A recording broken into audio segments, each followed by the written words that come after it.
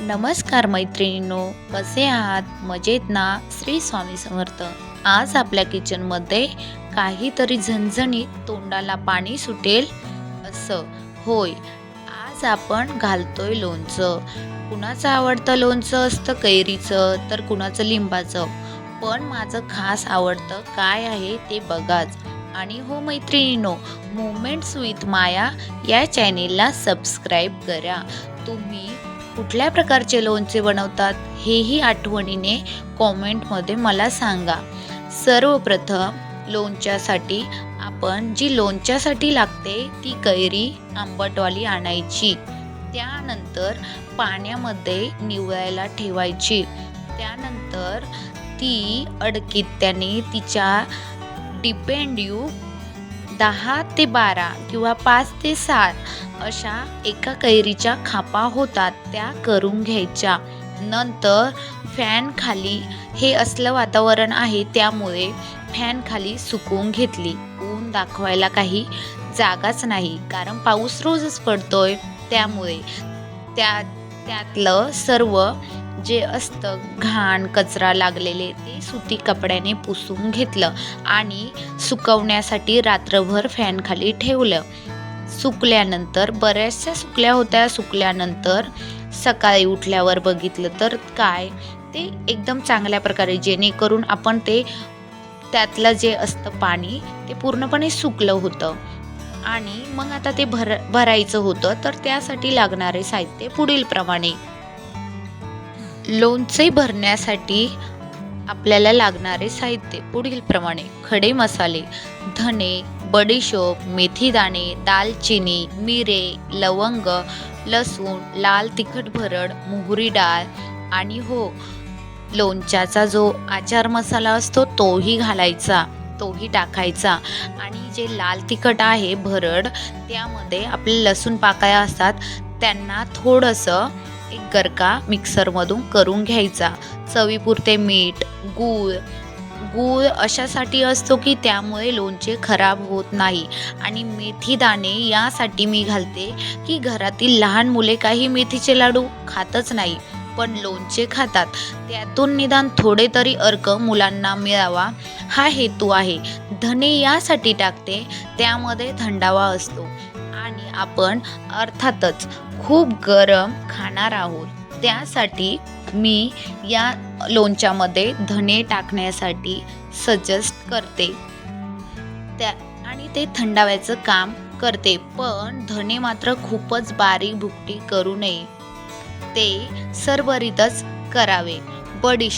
बडीशोप ही एक पचनासाठी फायद्याची ठरते, त्यामुळे मी लोणच्यात टाकत आहे.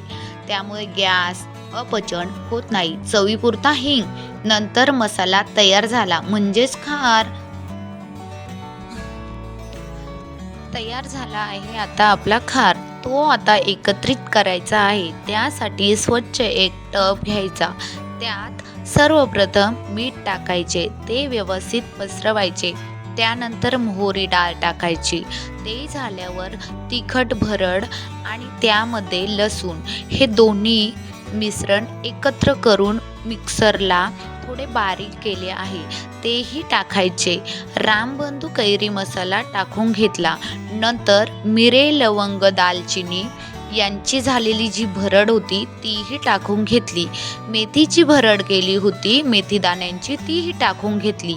ते झाल्यावर धण्याची भरड टाकली. मग बडीशोप तीही बारीक केलेली होती तीही टाकून घेतली. लास्टला हिंग तो टाकला. मग सर्व मसाले एकसारखे एकत्र करून घेतले.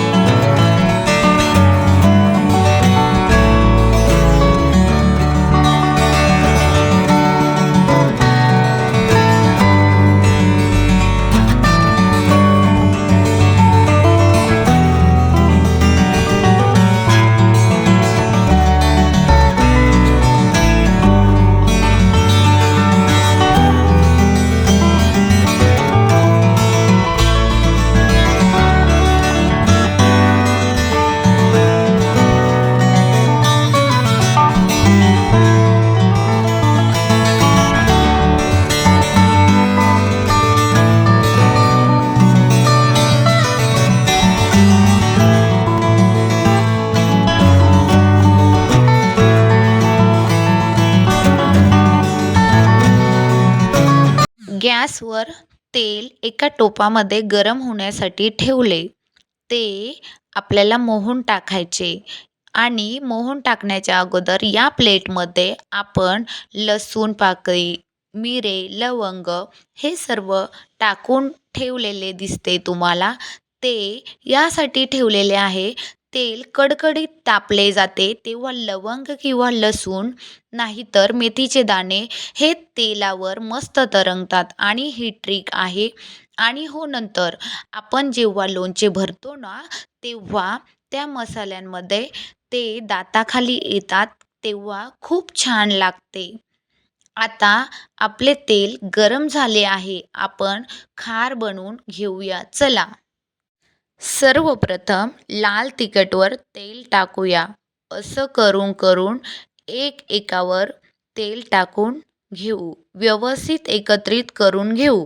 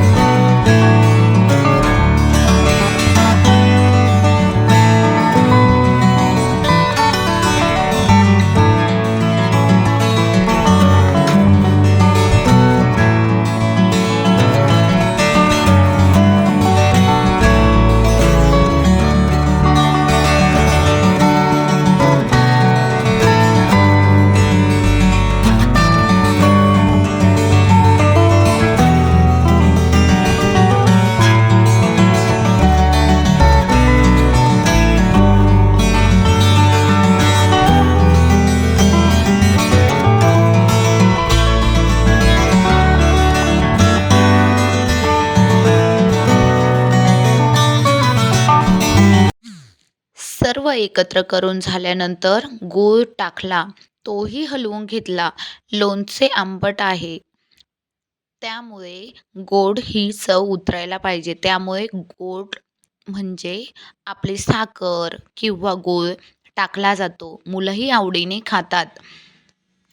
आणि हो मैत्रिणींनो, आपण जे लोणच्यामध्ये लवंग टाकली होती, ती खारावर तरंगलेली दिसते ना.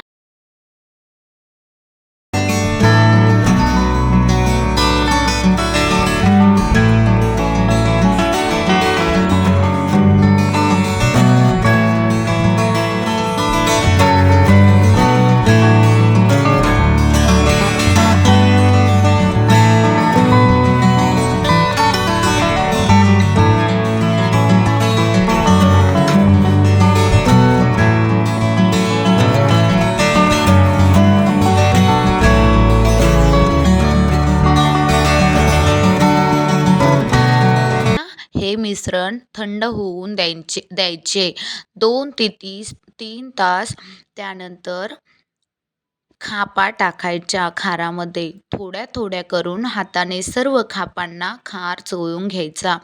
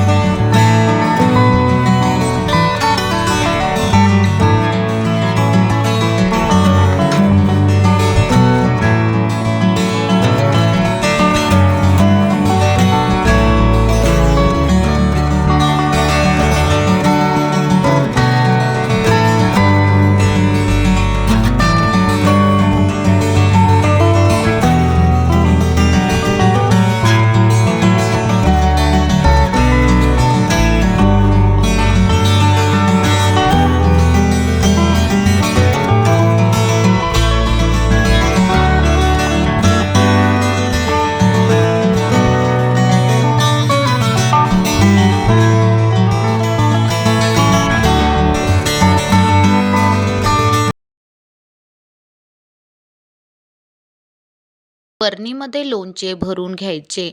आणि हो मैत्रिणींनो, अजून एक ट्रिक ती म्हणजे आपण जी बरणी घेतो ना लोणचं भरण्यासाठी, ती चांगली धुवून घ्यायची, उन्हामध्ये सुकवायची, हिंगाचा धूर देऊन घ्यायची. अहो, म्हणजे हिंग बरणीला आतून चोळायचा आणि गॅसच्या बर्नरवर बरणी उलटी धरायची. त्याला म्हणतात हिंगाचा धूर देणे. लोणच्याची पूर्ण रेसिपी इथपर्यंत बघितल्याबद्दल तुमचे मनापासून आभार. चला तर भेटूया अशाच नवीन व्हिडिओमध्ये. तोपर्यंत मोमेंट्स विथ माया या चॅनेलला सबस्क्राईब करा, लाईक करा, शेअर करा आणि हो, कमेंट करायला विसरू नका. Okay, bye bye.